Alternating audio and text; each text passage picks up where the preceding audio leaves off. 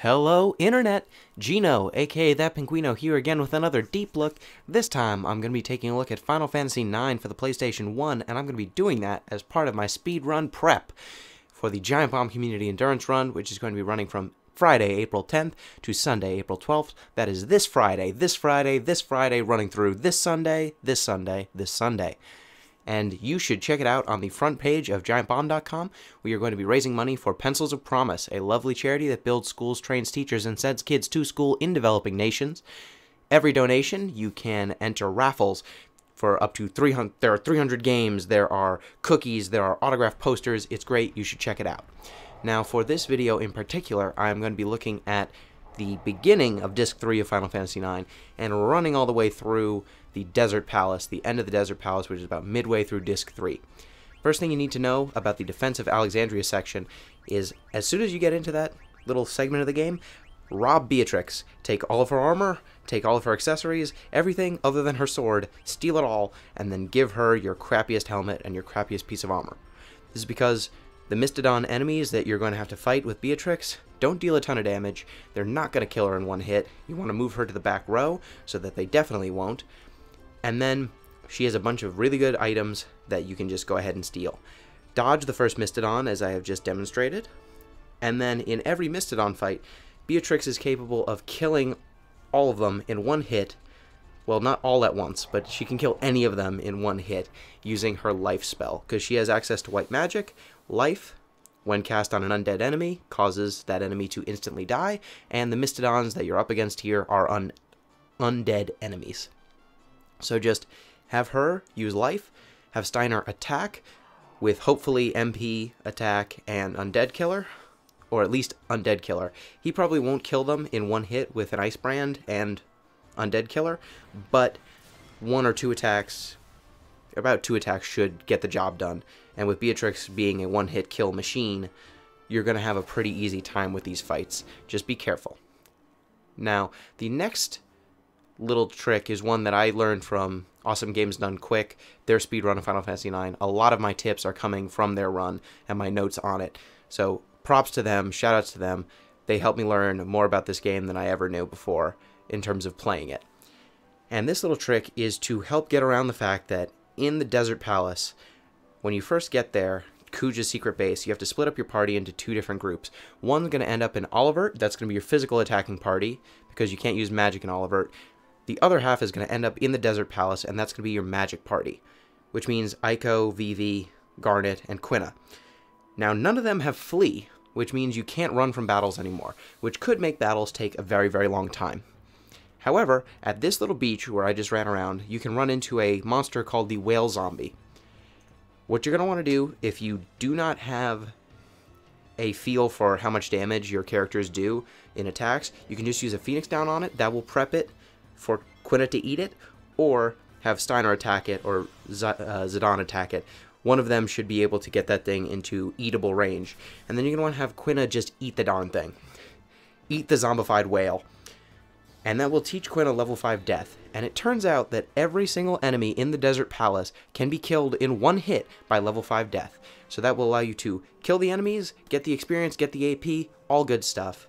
Quina is the MVP of the Desert Palace, all thanks to that one ability.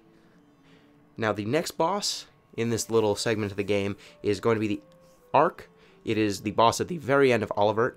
And the important thing to know about this boss is that it has a move called Propeller Wind that will confuse your entire party and basically kill you by making your party members kill themselves.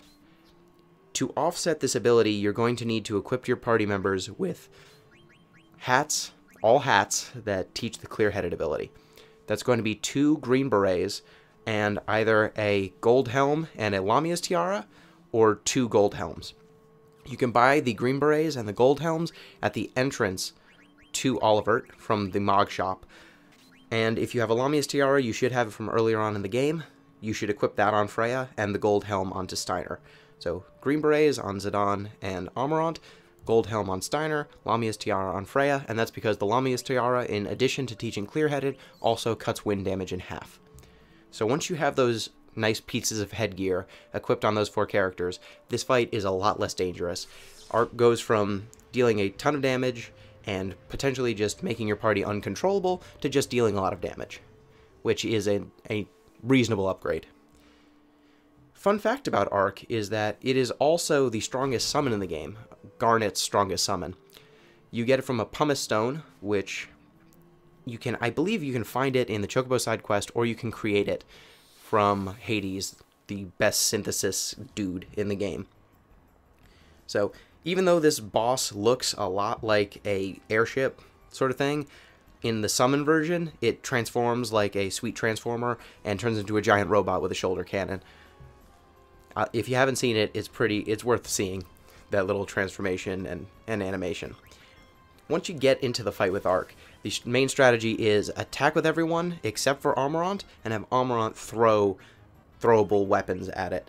That is because Armorant at this stage of the game has very, very bad damage output, and throws are going to deal much more damage than he could physically.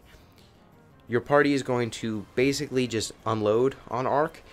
I go for a couple of steals because you can steal the Holy Lance from Arc, and that is a very nice piece of equipment that's going to up Freya's damage output considerably. I gamble on it at least 1 or 2 times, but that's not necessarily the safest route, and it's probably not advisable. The 2 attacks you need to worry about with Arc are Whirlwind and Boomerang. Both hit all of your characters. Whirlwind deals wind damage, Boomerang deals physical damage. If any of your party members should be knocked out by this, immediately revive them, heal them up, and continue the assault. It also has a move called Photon that will reduce one party member to 1 HP. That's okay. If that party member gets knocked out by an all-hitting attack, just revive them and continue attacking. The important thing about fighting Arc is that you want to kill Arc before it kills you. The next little boss in here is it's the boss at the end of the Desert Palace. I forget its name. Via Paria? I don't remember.